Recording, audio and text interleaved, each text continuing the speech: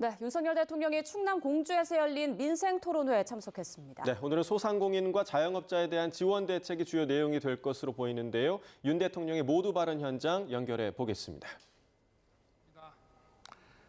혹시 제 대통령 선거 제 1호 공약이 뭔지 아십니까? 바로 소상공인 자영업자 살리기였습니다. 우리 정부 제 1호 국정과제도 소상공인 자영업자의 회복과 도약입니다. 자영업자 소상공인 여러분이 국가의 근간입니다. 농업국가에서는 자영농민이 나라의 근간이고 산업국가에서는 자영업자와 소상공인이 나라의 근간입니다. 여러분이 잘 돼야만 나라도 발전할 수 있습니다. 저는 임기 반환점을 돌면서 후반기 국정 운영의 중심을 양극화 타개에 두겠다고 말씀드렸습니다. 소상공인은 우리나라 전체 기업의 95%를 차지하고 고용에 있어서는 45%를 담당하고 있습니다. 또한 우리나라 전체 취업자 가운데 20%가 자영업자입니다.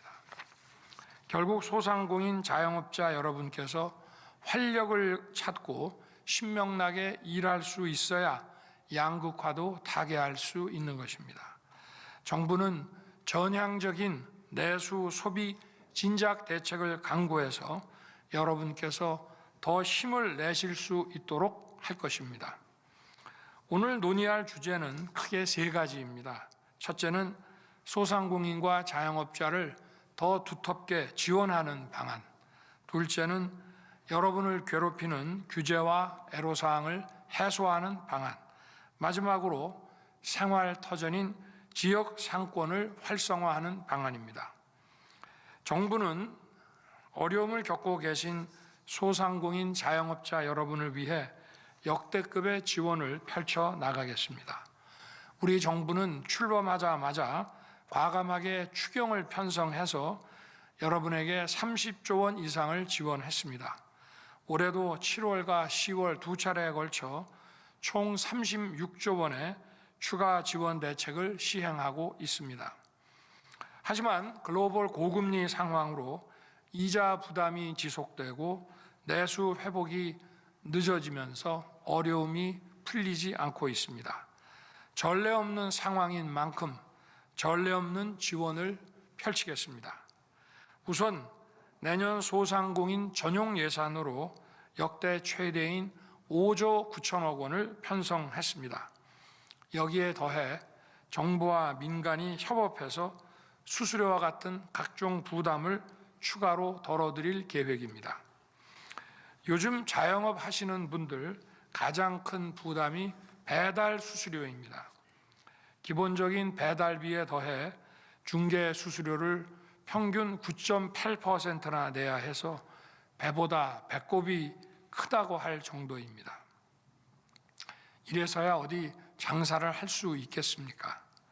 영세 가게를 중심으로 주요 플랫폼사의 배달 수수료를 30% 이상 줄이겠습니다. 특히 모든 전통시장은 0% 수수료를 적용할 것입니다. 요즘 모바일 상품권을 많이 쓰시는데 수수료가 5%에서 최고 14%에 달하고 정산 주기가 길어서 문제입니다. 수수료를 많이 부담해야 하고 현금도 늦게 들어오니까 힘드실 겁니다.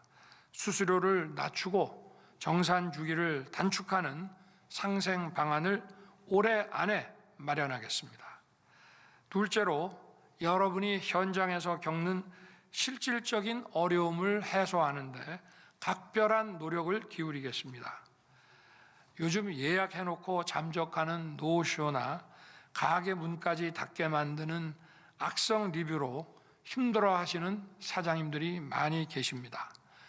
예약 보증금 제도와 분쟁 해결 기준을 개선하고 올바른 예약 문화를 확산시키는 데 정부가 큰 관심을 기울일 것입니다.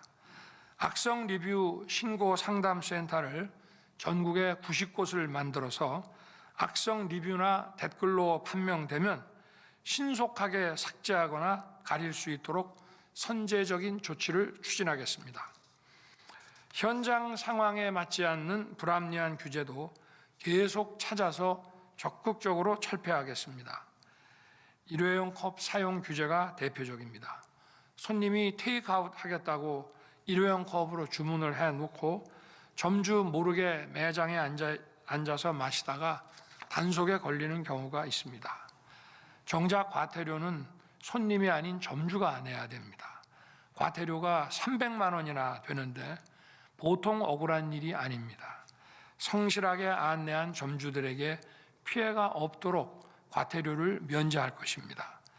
또 요즘 온라인 홍보를 많이 하는데 보통 1년 단위 계약에 수백만 원이 넘습니다. 그런데 실제 광고를 했는지 잘 알려주지 않는 경우도 많고 효과가 없는 경우도 허다합니다. 그래놓고 막상 해약을 하려고 하면 과도한 위약금을 요구하거나 환불을 거부하는 사례가 많습니다.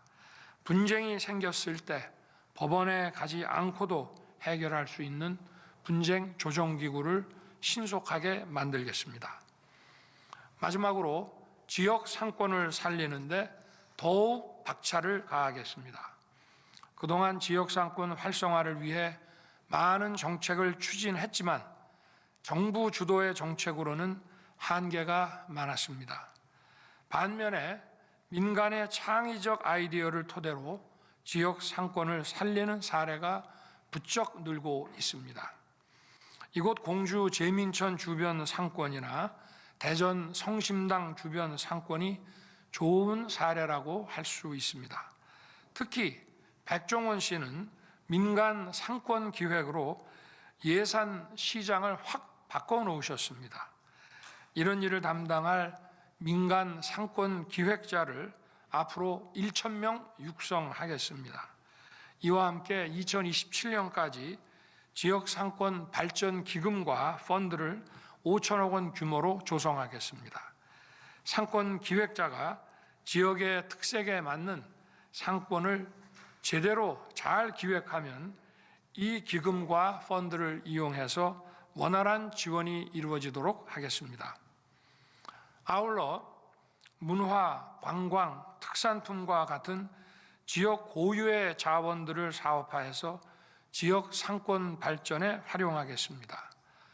프랑스에서는 소상공인들의 아이디어를 사업화하는 지역 제작소가 지역 발전 모델로 떠오르고 있습니다.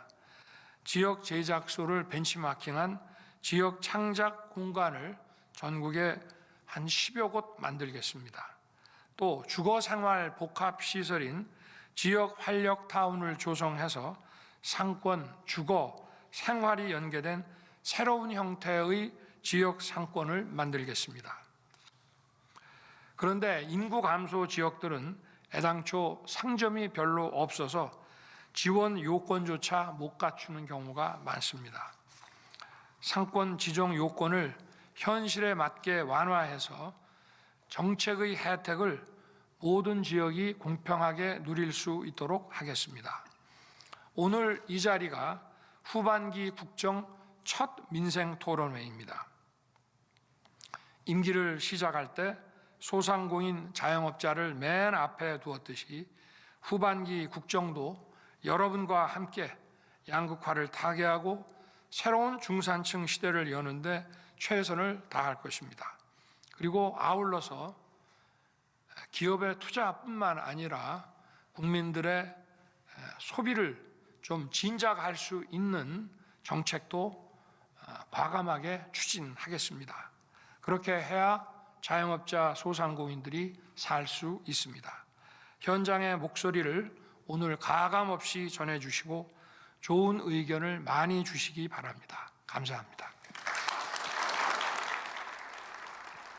네, 윤석열 대통령의 소상공인 자영업자 민생토론회 참석 현장 함께 보셨습니다. 윤 대통령은 1호 국정과제가 소상공인 자영업자 회복과 도약이라면서 오늘 지원 방안 그리고 규제 해소, 지역 상권 활성화에 대해 논의할 거라고 밝혔습니다. 관련 내용 정리되는 대로 이어지는 뉴스에서 전해드리겠습니다.